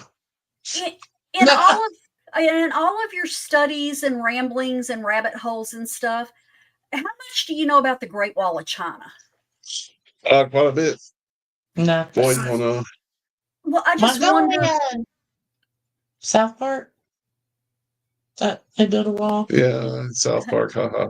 It's a good episode. They's keeping the Mongolians out of South Park. That's all I know about it. I was just wondering. I mean, I've never heard of anybody like excavating around it or anything. I haven't either. But I'm sure it's one of those situations where there's people buried within the wall, you know, kind of like we have places like that in America. Like I'm sure there's a few people in Hoover Dam. Yeah. Well, that's a lot of the burial mounds, you know, the big mounds were the native tribes and stuff, you know. I know they try not to dig into them anymore, but before they really knew what they were, a lot of times that's how they figured out what it was, because there are a lot in our state. If you don't know what they are, you just think it's a hill on the side of the road. Yeah. That's what we got that around here too. Yeah, a lot. And it gets more prevalent the further to Ohio you get. Ohio's full of them. Ohio has a ton of them. Yeah, they're everywhere up there, like southern Ohio for sure. Real close to where Tully lives, actually. Yeah. Yeah. Hamilton. Yeah. Close to Hamilton. In Hamilton, Yeah. So, like I said, so I know that they've found a lot of bodies in those over time. But like I said, you know, once they started realizing what they were, they quit just, you know, randomly digging them out. I mean, now most of them are heritage sites, so you can't. But I'd like to get like some killer, you know, radar equipment or something to see what that picked up on some. I wish I knew the route to get to where my aunt used to live in Hamilton, Ohio, because when we used to go up there for like family reunions, we driving to her house, you would see them everywhere, and they were just in like people's backyards and stuff. Like they wasn't protected, but people mowed on them and stuff, you know. And I look at them, and they're really obviously burial mounds. Like they don't have trees on them or nothing. And Dad's like, look at all these burial mounds, you know. I was like, what's burial mound, you know? Yeah, let me see if I can find this one. Go ahead, keep talking while I'm looking. But that's one thing too. The indigenous North American rituals, human sacrifice is rare in North America, but it's not completely absent either. The Waka, and other Pacific Northwest groups. This happened in the Pacific Northwest group. They occasionally sacrifice slaves during prologue ceremonies. The Natchez of the lower Mississippi River region, that's down there close to you, sacrifice retainers at the death of a chief. A practice documented during your early European contact. And those are deeply intertwined with the ideals of hierarchy, cosmic balance, and the sacred nature of leadership. But with colonization, disease, and culture disruption, the practices quickly diminished because, you know, our arrival killed people. Right. Yeah. Say it ain't so. Say it ain't so. But, I mean, I still don't understand how it was around the world in like all the major communities. Mhm. Like there had to be somebody going around like, if you do some ritual killing, your Right. corn's gonna be better next year. You're like, I don't know. Like it doesn't make sense on how all this stuff can spread throughout the world when there's no mass transportation, unless there was mass transportation. That's You right. have you had mentioned midsummer earlier.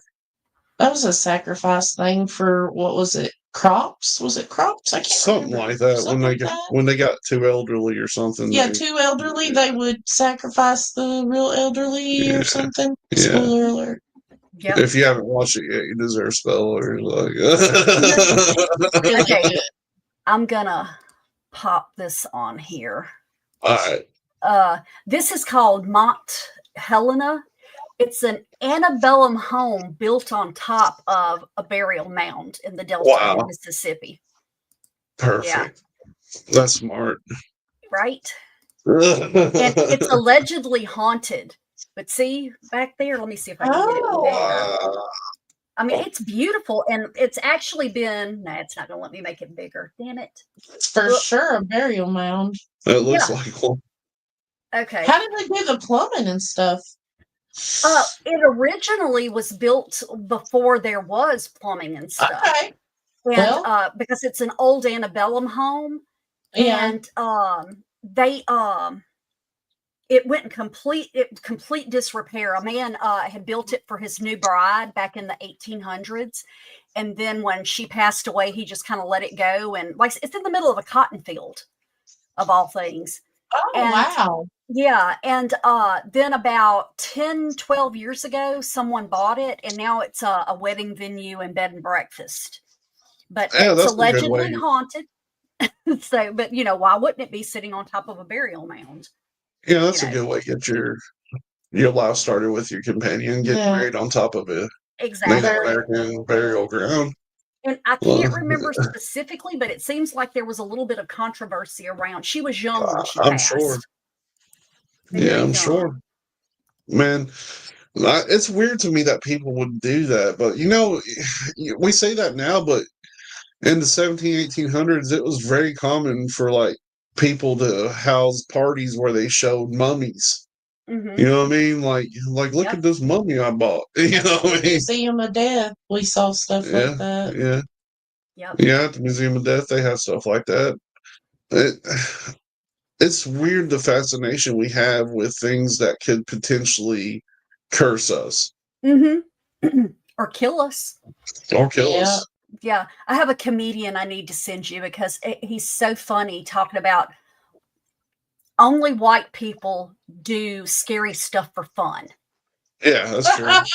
He goes, y'all get pictures made and stuff, of getting scared and stuff. But like I said, it's that adrenaline rush, I think, a lot of times. Now, I mean, like I said, I don't want to go run with the bulls. I know my running ability. I'm going to get trampled. So, but I might get in that thing that they sling you up to the sky. I mean, or jump off a bridge. I've done that before, but oh Lord, no. Mandy's currently dying because I just let one rip. I had to. I'm sorry, Mandy. I had to. Sorry about that. But yeah, I mean, I don't know. I like getting scared. I do. I don't remember the last time I've been truly scared, though. You know what I mean? Like truly scared. Not by like ghosts and stuff. Like when I almost got shot. Well, I almost got shot on the porch. That scared me a little bit. But, a lot of times when I turn on the news, that's kind of scary. Yeah, it's very scary. Yeah. Yep. I don't know. But like, I miss being scared by movies and haunted houses and stuff like that. Like, I can't, like, we went to Waverly Hills to go to a haunted house. It was really fun. I didn't get scared at all. I just had a good time. I can't do a lot of them anymore because so many of them have the strobing lights. That's a lot. Well, it immediately throws me into a migraine. So, you know, and like I said, I mean, back before they had that kind of stuff and it was just people grabbing you and stuff, that, you know, I enjoyed. But yeah, they can They do a lot of the strobes. Yeah. Yeah. Makes me like nauseous. Yeah. Yep, But absolutely. So hang on, I was just that would be a perfect place to commit some human sacrifice though. Oh yeah. Because the thing about it is, like I said, if you took somebody out in a haunted house, all you have to do is lay them over in a corner or something, and most of the people going through it are going to think it's part of the haunted house. Oh yeah, even the workers probably would, you know, because they get so elaborate with stuff nowadays. Yep. Huh. Absolutely. I thought many a times a person could get away with murder really easily in that type of situation. Absolutely. They could. Yeah. Yeah. You know, not that I would ever No. thing like that. No. I just thought it, you know, I thought I could be a victim. Oh yeah, There you go. That is one thing. It's like a little bit of a fear, so you still got that like back here, like somebody really put the chain on the chainsaw this time. I've thought that before. See, I'm that person. I don't like blood and guts, you know, horror. I like that psychological build-up horror. You know, that's my kind. I like the kind that, you know, you're just sitting there and you don't want to go to sleep at night. I love all things. Yeah. My thing is like, but I remember stuff to the point where it affects me physically. So like after I watched the Texas Chainsaw Massacre, it was 6 or 7 years before I'd eat barbecue at a restaurant. Oh gosh. You know, I still don't eat pecan pie because somebody told me one time, you know, I don't like pecan pie. And I'm like, why not? And I'm eating it at the moment that she's talking about. She goes, you know that sound that it makes when you step on one of those big wood roaches? That's how it sounds when you bite into pecans. And I went, yeah. I love pecans though. They're my jam. The thing is, I will eat them by the handful, but I have not eaten pecan pie since she told me that, because every time I try to, it crosses my mind. Squish. So Squish. All right. So more modern. Oh yeah. I got one. You know, the rise to celebrity is something that, you know, that's rumored that these big time celebrities have committed some kind of blood sacrifice to get to where they need to be, like magic and things. We brought this up earlier. One of them is Kanye West. And if you know anything about him, he's kind of slipped off the crack. His cheese has slid off the cracker a few times. Oh, lots of times. But his rise to fame, he became enormously famous after the passing of his mother, like directly after.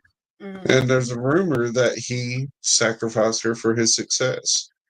And it's so long ago, I can't remember it verbatim, but he talks something about it. You know, like, I lost my mama because of this, and it kind of alluded to something similar to this. And his to say that that's not what messed with his mind, you know, makes him like he is, you know. Just may have snapped. Yeah. That, you know, there could be some cannibalism involved there, because they say that makes your mind deteriorate. Yeah. I think there's also another conspiracy with Kanye West too, that the one that we see that's completely going crazy isn't the real Kanye West, and that somebody actually found him. The guy that they filmed looks a lot like him, and he's just sitting there, you know, dazed out. He looks like somebody that's been lobotomized, and like the way that his hair is cut and everything. If you look back at the way that the people looked after they got lobotomized, it's very similar. So I mean. And Kanye's made some dope jams, but it might have all came from blood sacrifice of his mother Donda. Yeah, maybe. Well, that's in South Africa, late last century, about to the mid part, that they had what they called the muti killings. And they were committed by criminals who believed that body parts could be used to make magical medicine. So it kind of had that, that South African voodoo element to it and everything. And the people that, were getting it and everything swore that it would give you supernatural powers. And, that's why they were doing it. That I think kind of died out in that area. But like I said, go ahead. I've got something to add to that. Yeah, they say that died out in that area. We used to interview somebody from South Africa. I remember that. And he wouldn't tell us this on camera. But he said, if you ever come down here, avoid the bush and avoid the wet markets. And then he went on to allude to the fact that they may have human remains in these wet markets. And if you're in the bush, that might be where the human remains come from. And it's for ritual magic. Yeah. So, and this has not been that long ago. So, right. Yeah. Wow. And he lives in a pretty modernized city that it still occurs in South Africa. So, that's a wild one. That's scary. Oh yeah. But next year we're taking a vacation to South Africa. Is where we're going next year. So. So, Mandy, I have decided the next time you go to New Orleans, I'm giving you my phone number. So you can call me when you're passing through and we can get lunch. The whole time I was like, when are we going to Morgana? Sure. I was frustrated. Loved it down there. If we could live down there, I would, buddy. I hate the cold weather. We drove through a place in Mississippi that looked very similar to around here. Very similar, just no hills, no mountains. Well, you weren't in the right area because I grew up. It literally is where the Delta meets the hills of the state. So where I lived at was the highest point in the state. Because I've had people, I'd love to come see it. I mean, you can't tell it's the highest point in the state. It's the whole area's like that, Yeah. I saw the coolest thing when we went on our trip that was in Mississippi. We was crossing over top of a swamp. Where was that at? You said it was a famous one because you seen it on the GPS. I can't remember. Panther Swamp? No, I can't remember. And it was sunset, and you could see all the gators just kind of, their heads and like half their bodies just sticking up out of the water, and their silhouettes in the sunset. It was really cool. But that was one of the coolest things I saw the whole time. I have no idea where that was. It was in Mississippi. Close to Biloxi, maybe? I thought it was in Alabama. It's right before we got to the Mississippi River, that big we didn't go bridge. to the Mississippi River, did or we? some kind of big bridge in Mississippi that went over to Alabama or so. I say you have to cross the Mississippi River to get to Louisiana. Then that's what she's talking about, that huge long bridge. Yeah, that was kind of low. Yeah. But it had swamps all underneath of it. Not just the water. We'll stop next time. But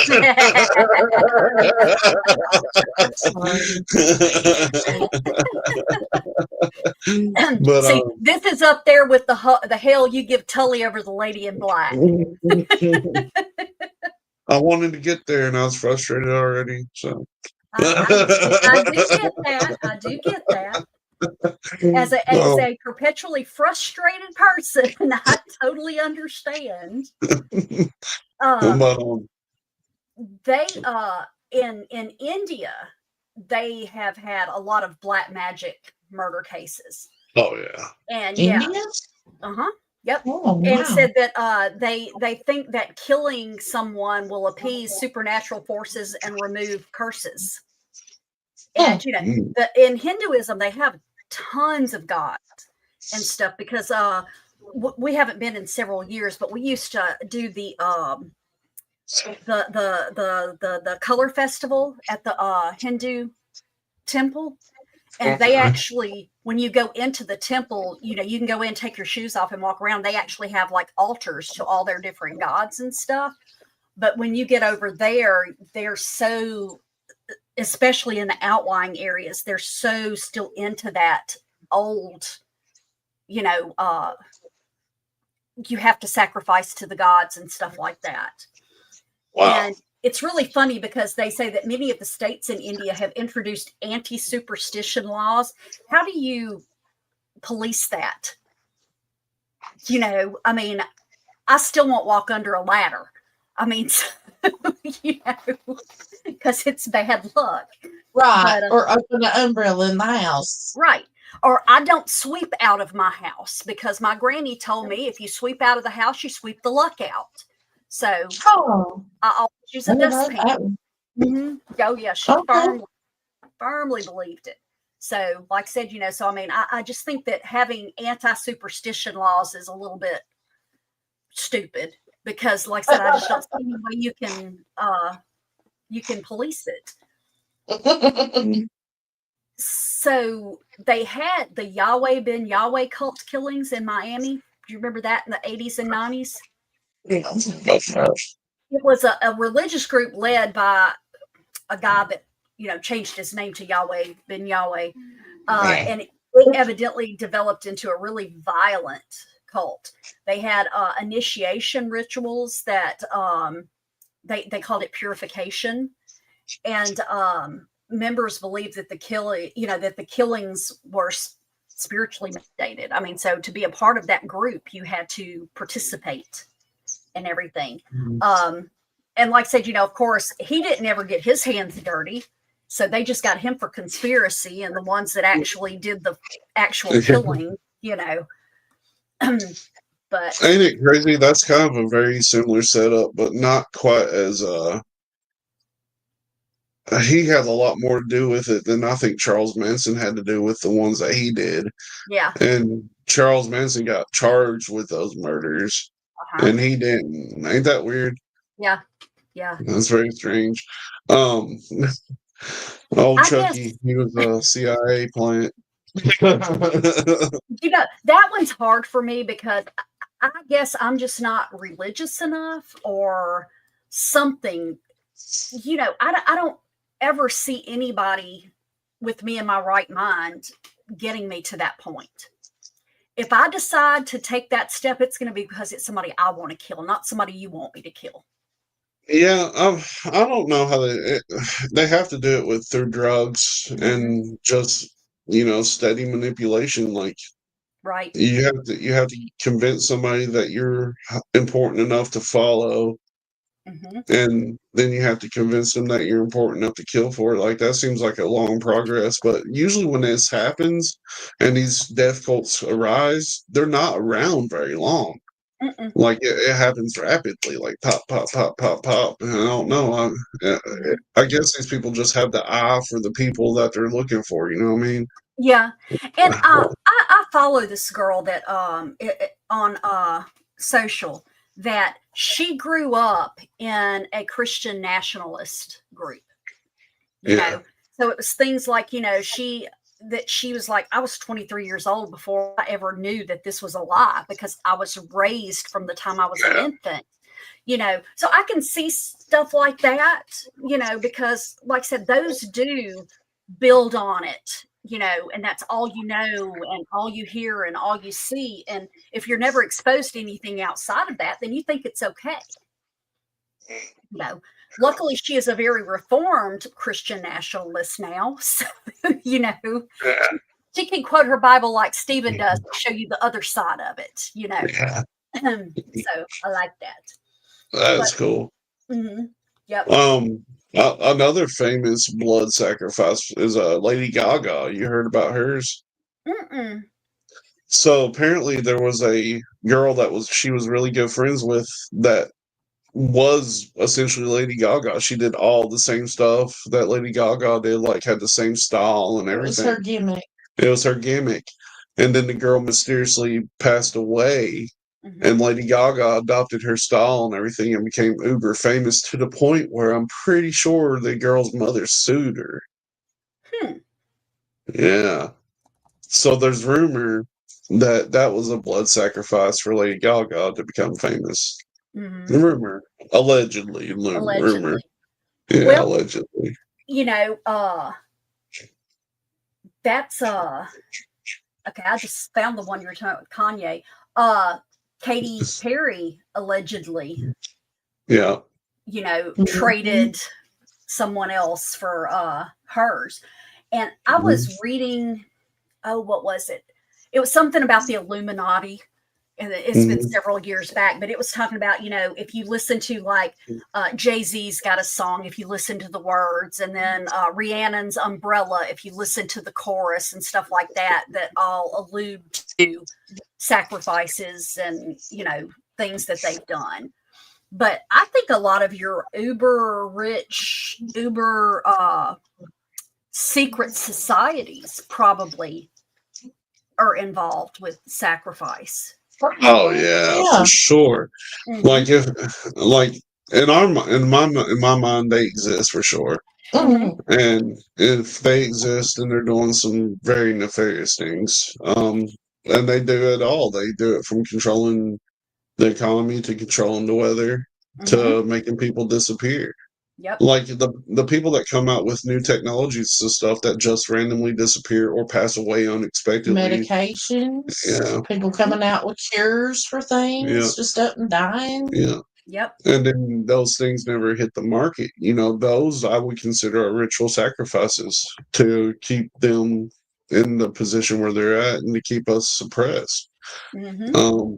Like Stephen Meyer.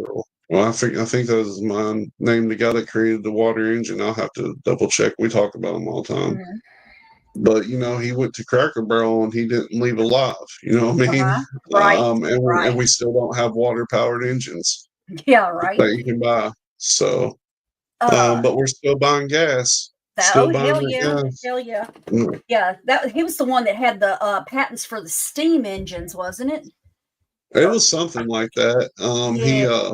He figured out a way to have a carburetor or something run off any water, salt Yep. water, creek water, clean water, Whatever whatever. water. Yeah. Yep. I cannot remember his name, but yes, we've talked about him multiple times. Yeah. Yeah. Well, you know, allegedly Jimmy Page. Oh yeah. You know, because I mean, and I've known for years that he collects occult stuff. He's got Mhm. tons of stuff that belonged to Aleister Crowley. Oh, he owned that house next to us too. Yeah. Oh, did you see where Matt Rife bought the Annabelle with yeah, the the house? Yeah. the house, the Warren's house. Yeah. I would absolutely love to visit. Walk through that. I would love it. I would love it. I still I don't don't want to know. see Annabelle. I would like not touch anything. I don't want to touch anything. But the issue is Mandy's so clumsy that she's gonna fall into I'm something. gonna do that. It's gonna happen. My Hey, look. heart sank. We went to a wax museum once and my heart sank because she was posing with a wax museum of the Animorph from Aliens. It's And huge. is huge, and she bumped it, and it started shaking. And I was like, "Oh my I'm excited, and It about knocked it over. it was like a $25,000 If not figure. He more. looked it up. Yeah, Yeah. that's fine. Well, you know, Mo refers to me as Stumbleina, so I totally got it. But So Beyonce's former drummer, Kimberly Thompson, actually sought a restraining order against Beyonce and accused her of practicing extreme witchcraft and dark magic. That makes sense. Yeah. Yep. She's referred to herself as like a demon name before, and I forget what it was. She's like, when blah blah comes out, you know, it's Sasha Fierce. Sasha Fierce, is that who it is? I think so. Oh, that's funny. I don't even know how I know that. I don't either. But yeah, something like that. That's Sasha ridiculous. Fierce. It's kind of like when I used to get blackout drunk and go by Cloud. Like, you know what I mean? Yeah. That's okay. You know, I've got family members that accuse me of being a Satanist and all kinds of other stuff. And I keep trying to tell him Satan's their God, not mine. But that is not a good thing to say to your uncle when he's a deacon at the church. He does not appreciate the irony of it. So, because I'm going to pray for you, go right ahead, and I'll light candles for you, and we'll call it clear. No, you better not. Oh, that's funny. You know, I'm a firm believer in live and let live. Leave me alone, and I will not have to say anything that's going to upset you. Yep. Did you see the one about Jennifer Hudson? Mm-mm. After her mother, brother, and nephew were murdered in 2008. Mm-hmm. Mother, brother, and nephew is when she rose to success and went on to garnish Grammys and Oscars. She's got that show. Yeah. Mm-hmm. Yeah. Is that show still on? I don't even know. I've never really watched it. I see clips of it online. Yeah. Mm-hmm. She lost 3 family members and immediately rose to fame. Yeah, it seems suspicious. Mm-hmm.